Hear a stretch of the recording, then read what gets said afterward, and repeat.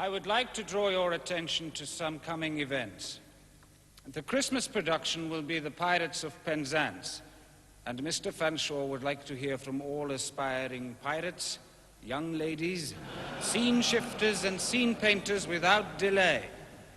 Mr. Molyneux is preparing the program for the junior and senior concerts, and Mr. Griffiths is taking entries for the seven-a-side knockout tournament. It will not be easy for us to surpass our magnificent efforts of last year, but I am sure that we will all surprise ourselves again. Thank you. School.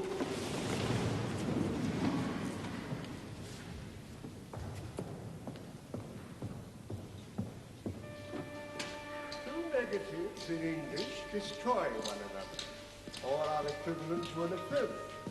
As one might say, nor were they unacquainted with weird such as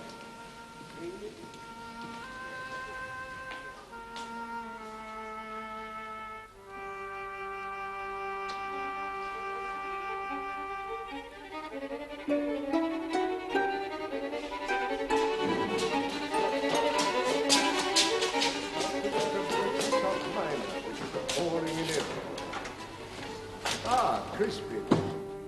Steaming sweet. Are you sure it was deliberate? Oh, yes. The shopkeeper caught him red-handed. I took the liberty of compensating him and smoothing him down. I don't think he really wanted to make trouble. It's the boy I'm concerned about.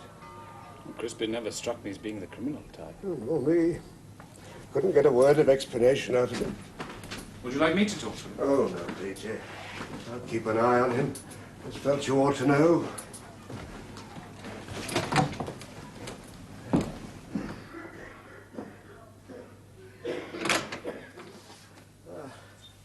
Good morning. Good morning to you, Mrs. Pilot-Jones. You're looking remarkably well. Chris, you promised to call me Chris. My apologies. I do try, I assure you. I think it must be the awe I experienced before my headmaster that prevents me. You must try to be patient. David, the Gilbert and Sullivan. I was wondering, could I help? Oh, yes, of course, Chris. I didn't like to ask. There's masses of work to be done with the costumes and makeup. Costumes and makeup? David, you know I can hardly sew on a button. Couldn't I help with the production or the stage management? Well, I'm afraid that's a bit politically difficult. You see, old Algy Harris likes to be asked over to do that, and the brunt of the work falls on to Molyneux. And between them both, they've become a bit possessive about it. Oh, well, it was just a passing fancy. I could do them a party for the first night. Yes, splendid. Good idea. Fine.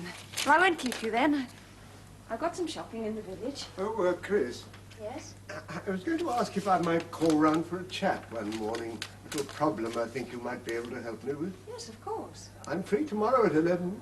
Fine. I'll look forward to it. Thank you. That was kind of you, Howarth. Kind of me. Yes, I think she did feel a bit cut off from everything at first. Naturally enough, I suppose. But she's through all that now.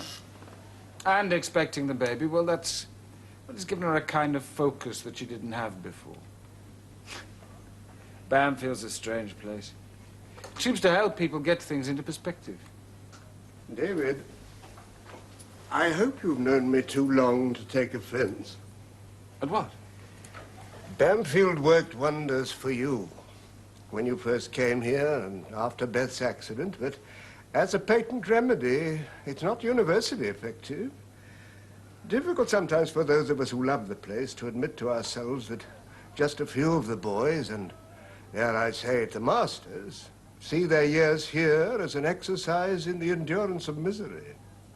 I hope you're not implying that Chris feels that way. Oh, no, no. Because if you are, I'm sure it's very kindly meant, but you're completely wrong. Oh, she's fitted in more completely than I could have thought possible. Well, you can see for yourself how happy she is. Anyway, how are you?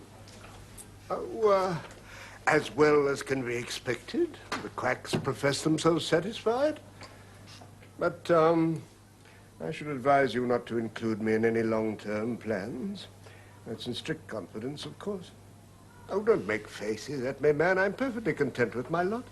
And if you could possibly avoid any expression of sympathy, I should be inordinately grateful. Yes, of course. Thank you. Well, young Bennington will be waiting to read his latest essay to me. I do hope the dear chap pulls off his Cambridge scholarship this term. I don't think I could stand many more of his brilliant insights.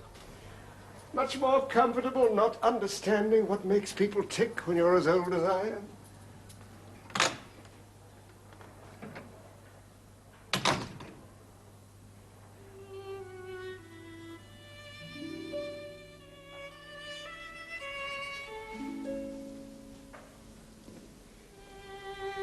Crispin, what are you doing here? Private study period, sir.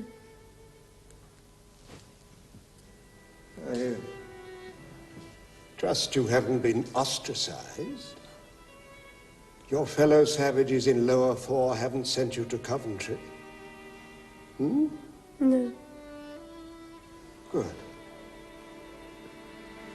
Well, solitude is greatly underrated, I agree. I, too, find my fellow human beings very hard to bear at times. Sir.